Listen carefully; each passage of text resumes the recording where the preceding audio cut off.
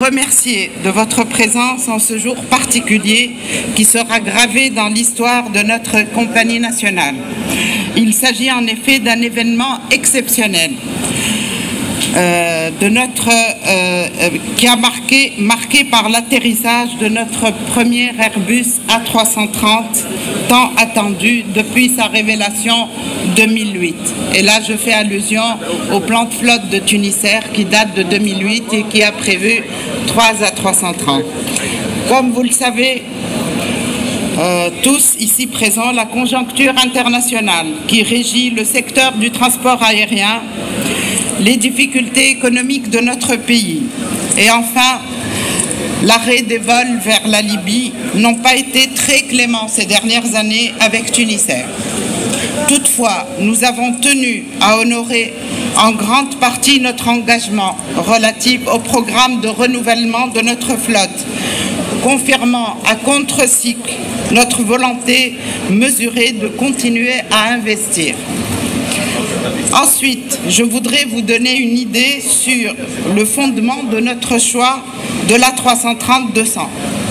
C'est un avion qui, depuis sa conception, a fait ses preuves durant les dernières décennies avec des améliorations continues qui lui ont attribué des prouesses techniques, le positionnement confortablement dans l'univers concurrentiel du segment des gros porteurs long courrier bicouloir. Il faut rappeler que depuis sa création, à part les gros porteurs moyen courrier bicouloir, l'A300 B4 et les A300-600, retirés d'ailleurs de la flotte, cette dernière a surtout connu une concentration sur les petits et moyens porteurs, moyen courrier monocouloir, à l'instar de l'A320 et du B737-600.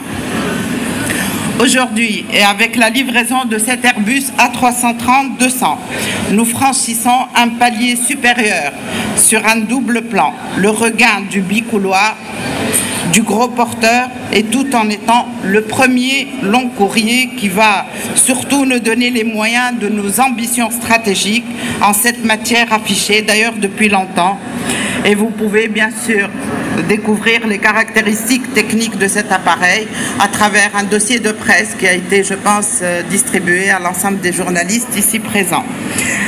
D'autre part, comme vous le savez déjà, nous avons attribué le nom de baptême Tunis à ce nouvel appareil qui intègre pour la première fois notre flotte, un nom que nous avons voulu évocateur puisque Tunis est en effet la capitale de la Tunisie depuis l'époque des Hafsides et le nom de cette ville a toujours évoqué celui du pays et véhiculé son image moderne par excellence.